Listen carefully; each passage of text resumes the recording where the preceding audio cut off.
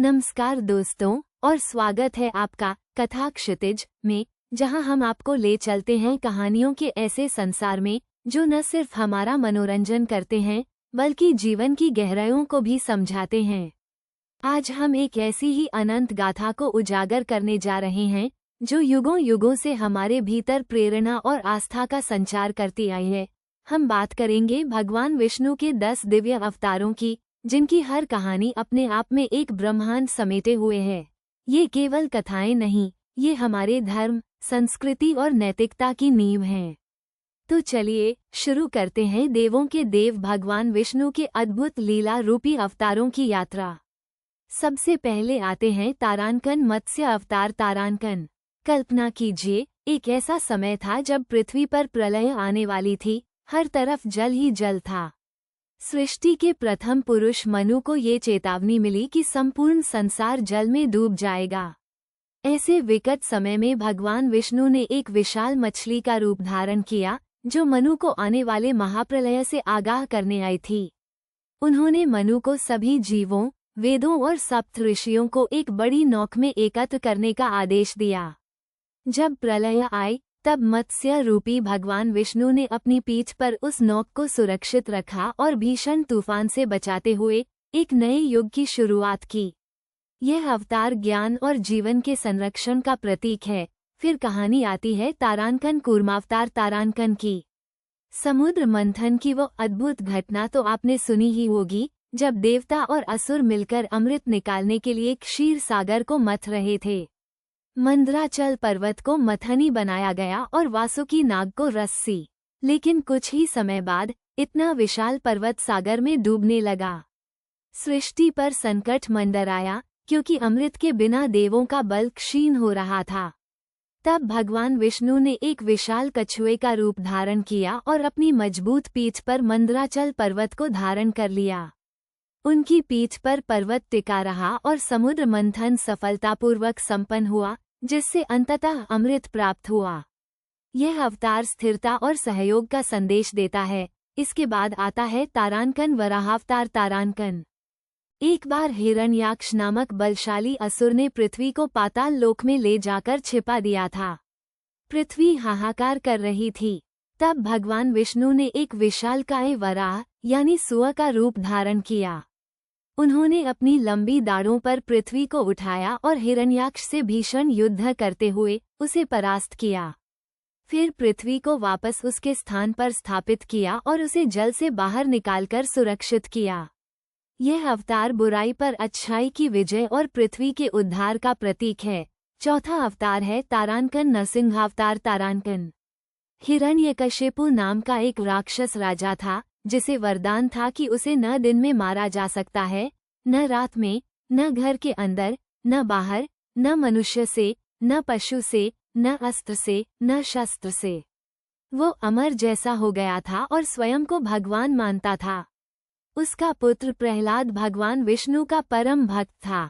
हिरण्यकशिपु ने प्रहलाद को बहुत सताया, लेकिन भक्त की पुकार पर भगवान विष्णु ने आधे मनुष्य और आधे सिंह का अद्भुत रूप धारण किया। उन्होंने हिरण्यकशिपु को संध्या काल में अपने महल के चौखट पर अपनी जांघों पर रखकर अपने नाखूनों से उसका वध किया। यह अवतार भक्तों की रक्षा और अधर्म के नाश का सर्वोच्च उदाहरण है। फिर आते हैं तारांकन वामनावतार तारांकन। एक अत्यंत पराक्रमी और दानी राजा बलि ने तीनों लोकों पर अधिकार कर लिया था। इंद्रदेव चिंतित थे। तब भगवान विष्णु ने एक छोटे ब्राह्मण बालक का रूप धारण किया और राजा बलि के पास दान मांगने पहुँचे। उन्होंने राजा से केवल 3 पग भूमि मांगी। राजा बलि अपनी दानवीरता के घमंड में हंसते हुए उन्हें 3 पग भूमि देने को तैयार हो गए। लेकिन जैसे ही वामन ने पहला पग रखा, उन्होंने पूरी पृथ्वी को नाप लिया। दूसरे पग से उन्होंने स्वर्ग लोक को नाप लिया। अब तीसरे पग के लिए कोई जगह नहीं बची। तब राजा बलि ने अपना सिर आगे कर दिया और भगवान ने तीसरे पग से उन्हें पाताल लोक भेज दिया, जहां वे आज भी निवास करते हैं। यह अवतार अहंकार पर विजय और न्याय की स्थापना का प्रतीक है। छठा अवतार है तारांकन परशुराम अवतार तारांकन। भगवान विष्णु ने जमदग्नि ऋषि के पुत्र परशुराम के रूप में जन्म लिया, जो अत्यंत क्रोधित स्वभाव के और फरसे से लैस थे।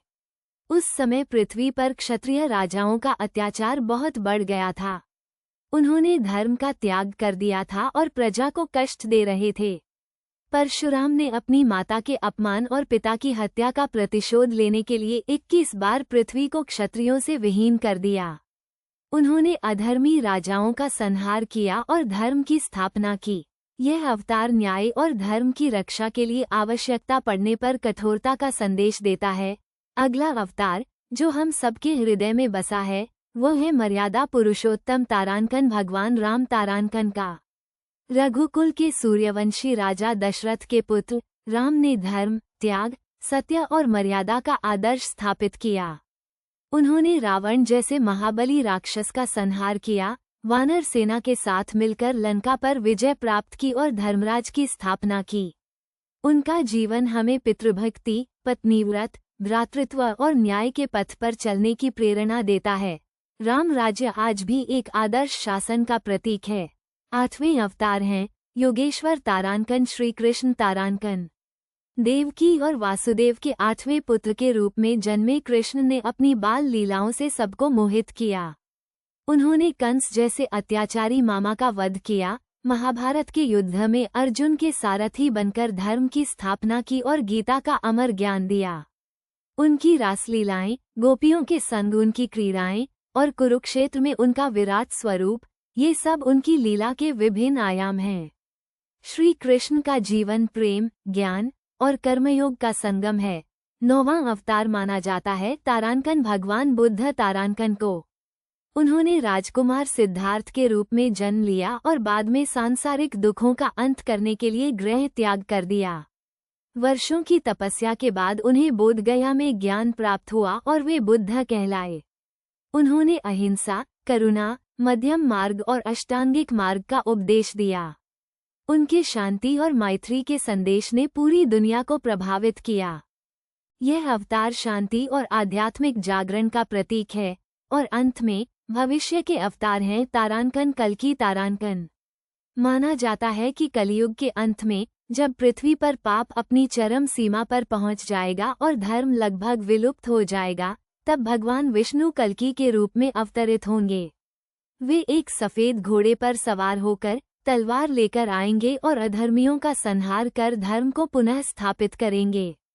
यह अवतार एक नए सत्ययुग की शुरुआत का संकेत है, जहां अच्छाई फिर से बुराई पर विजय प्राप्त करेगी। दोस्तों, ये थे भगवान विष्णु के 10 अद्भुत अवतारों की कहानियां। हर अवतार एक विशेष उद्देश्य के लिए आया, हर अवतार ने हमें कुछ सिखाया। ये केवल पौराणिक कथाएं नहीं, ये जीवन के हर मोड़ पर हमें सही मार्ग दिखाने वाले दीपस्तंभ हैं। हमें उम्मीद है कि कथा क्षितिज पर यह यात्रा आपको पसंद आई होगी। ऐसी ही और अनसुनी कहानियों के लिए हमारे साथ बने रहिए। जल्द मिलेंगे एक नई कथा के साथ। नमस्कार।